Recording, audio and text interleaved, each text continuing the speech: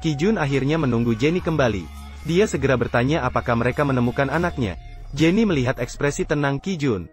Dia memberitahu Ki-jun bahwa mereka tidak menemukan anaknya. Ki-jun sangat kecewa. Melihat Ki-jun pergi, Jenny merasa mual. Apa haknya untuk bertemu dengan anaknya? Pada saat itu memilih untuk meninggalkannya. Ki-jun hanyalah objek balas dendamnya. Nanshun memberitahu bibinya si Uzi sedang menyelidiki petunjuk tentang Jenny. Suatu hari nanti kebenaran akan terungkap. Lebih baik mengembalikan anak kepada Jenny. Sebenarnya Jenny juga adalah seorang wanita yang malang. Akhirnya bibi memutuskan untuk melepaskan. Jika permata Guoen benar-benar bisa memberikan harapan kepada Jenny, biarkan dia membawanya. Di sisi lain, Si Yuan untuk membalas dendam pada Zimin. Dia menangkap Ki-jun untuk melampiaskan kemarahannya. Menuduhnya menjadi menantu di keluarga Jiang adalah hati serigala dan anjing. Meninggalkan pacar yang koma, Kuan Si Mei. Meskipun tahu Zi-jun bukan anaknya, tetap berada di rumah itu seperti orang pengecut. Saya mendengar nada mengejek Si Yuan. Ki-jun marah dan menarik pakaiannya. Namun akhirnya berhenti. Dia tidak bisa membantah perkataan Si Yuan. Ketua Jiang memberitahu Si Mei.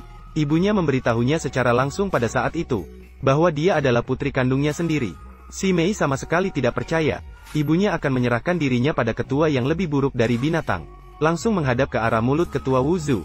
Adegan ini terlihat oleh Zimin yang masuk. Zimin merasa Jenny sedang merencanakan untuk membunuh ayahnya. Zimin menelepon kakaknya. Dia melihat sendiri Jenny menutup mulut dan hidung ayahnya. Namun Hemin sama sekali tidak percaya. Karena itu, Hemin mengusulkan untuk menyembunyikan dari semua orang. Memasang kamera di ruang sakit. Heming segera kembali ke Sushiksun. Memintanya memasang kamera di kamar ayahnya.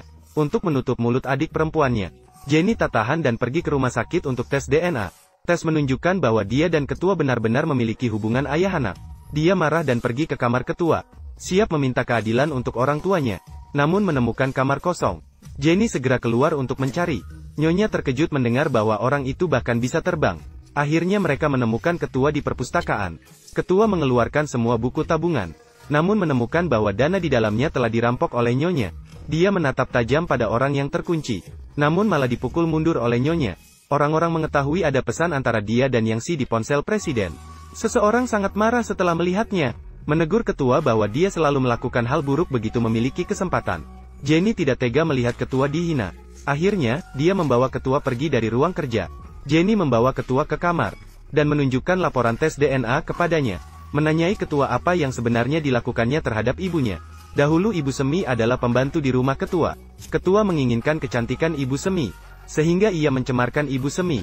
Apakah kau masih manusia, melakukan hal seperti itu dan masih berharap aku memaafkanmu? Mulai saat ini, dengarkan baik-baik. Aku pasti akan membuatmu hidup dalam penderitaan seumur hidup. Sejak Ki-jun mengetahui bahwa Jenny pernah melahirkan anaknya, Ki-jun masih tidak bisa melupakan anaknya. Karena dia menganggap itu sebagai satu-satunya keturunannya. Bagaimanapun juga, harus menemukannya. Maka dia datang lagi ke rumah Nansun. Menanyakan kepada Bibi di mana dia menyembunyikan anak laki-lakinya. Bibi meminta dia meninggalkan rumahnya. Dia sama sekali tidak mengenal Kuan Si Mei.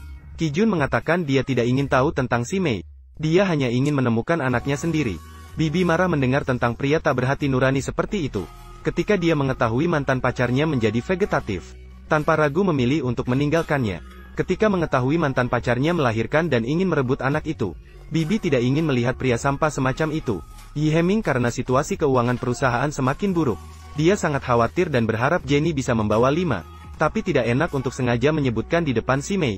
Ki-jun juga memberitahu istrinya. Jika Zhou Taijiang tidak bisa menyelesaikan masalah utang, maka harus menyatakan kebangkrutan. Satu-satunya cara sekarang adalah menemukan Suan Huizang. Ketua Suan setuju untuk membantu keluarga Jiang melewati masa sulit. Namun, ia harus membuat Heming berlutut di depan Si Uzi untuk meminta maaf. Heming teringat kondisi buruk perusahaannya. Dia akhirnya setuju dengan permintaan ibunya. Keesokan harinya, Heming datang ke tempat yang telah disepakati dengan Si Uzi. Dia berlutut di depan Si Uzi memohon maaf.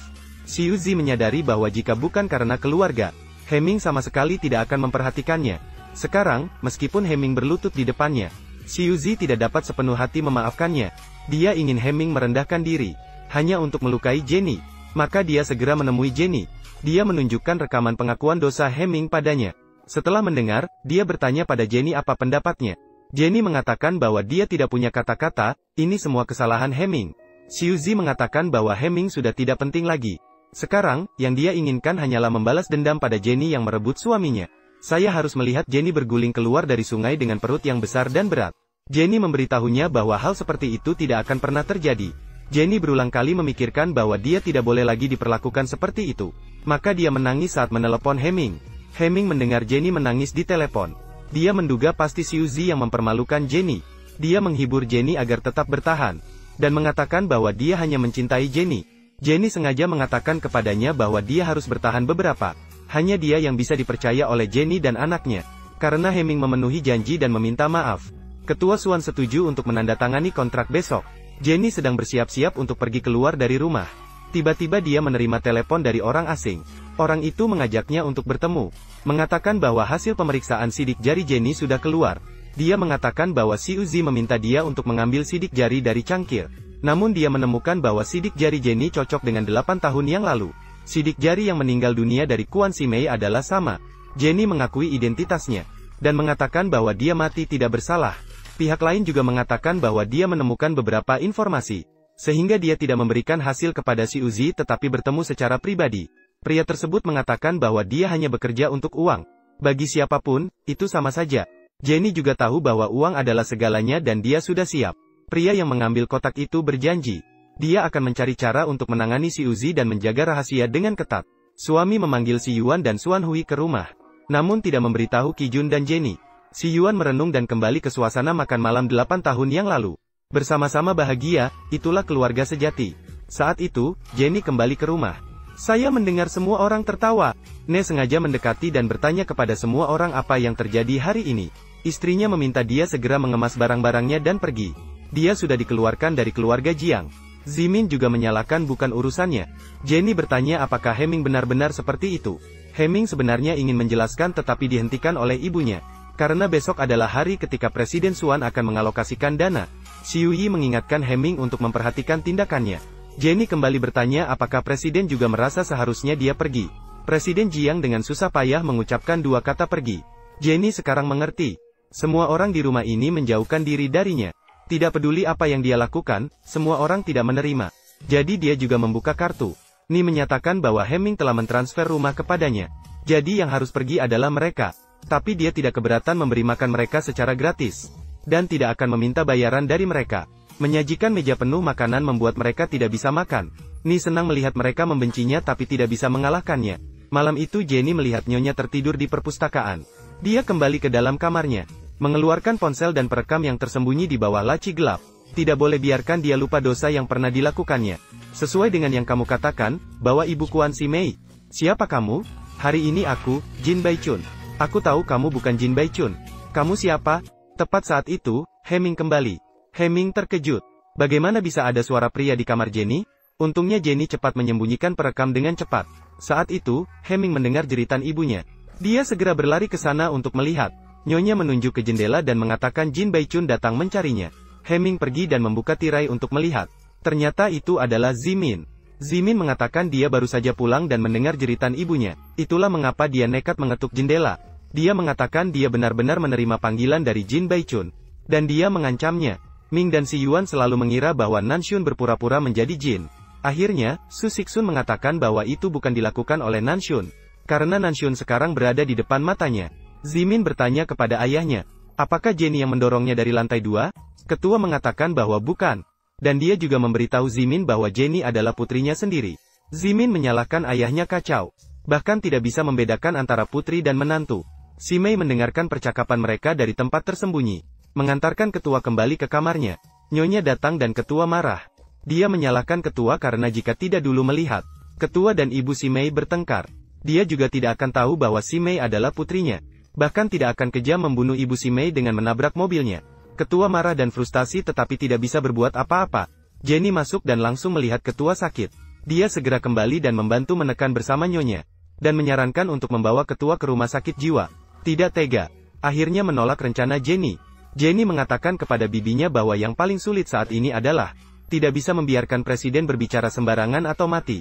Setelah pulang ke rumah, Jenny langsung pergi ke kamar presiden. Dia menunjukkan laporan tes DNA kepada presiden. Mengatakan kepadanya bahwa dia sebenarnya bukan anak perempuannya. Presiden melihat laporan itu dengan sulit. Dia selalu mengira Jenny adalah anak perempuannya. Itulah mengapa dia tidak membongkar identitasnya. Jenny mengatakan bahwa ibunya memberitahunya bahwa dia adalah hanya untuk menyelamatkannya. Ibu takut mereka akan membunuhnya. Itulah mengapa dia membuat pilihan itu. Setelah mendengar itu, Presiden marah sekali. Jenny langsung menyerang, membuat Presiden menahan pakaiannya dengan erat. Jenny ingin Presiden merobek pakaiannya. Semakin dia terlihat kacau, semakin baik. Jenny, ada apa denganmu? Ibu, ayah, dia. Mertua mengetahui tindakan biadab ketua. Marah, ia terus memukul ketua dengan tinjunya, menyalahkan dia sebagai binatang tak berperi kemanusiaan. Ketua berusaha keras membela diri, namun nyonya tidak percaya, mengatakan seharusnya mendengarkan Jenny dan mengirimnya ke rumah sakit jiwa. Jenny kembali menangis sambil menelepon kepada Hemming, mengadukan perilaku tak termaafkan ayahnya padanya. Hemming langsung panik saat mendengar Jenny disakiti. Dia segera membatalkan makan malam dengan ketua Swan. Dia juga berbohong bahwa ayahnya kritis dan dia harus pulang. Xiuzi ingin mengejarnya tapi dihalangi oleh ibunya. Ibu berpikir Hemming tidak akan main-main dengan nyawa ayahnya. Dia juga memberitahu Xiui bahwa jika Hemming benar-benar berbohong, dia akan menegakkannya. Setelah Hemming memahami situasi, dia meminta Su Shixun untuk segera menghubungi rumah sakit jiwa. Hari ini ayah harus pergi. Su Shixun membawa kontrak rumah sakit untuk diperiksa oleh istrinya. Tanpa melihat, istrinya langsung menandatangani dengan senang hati.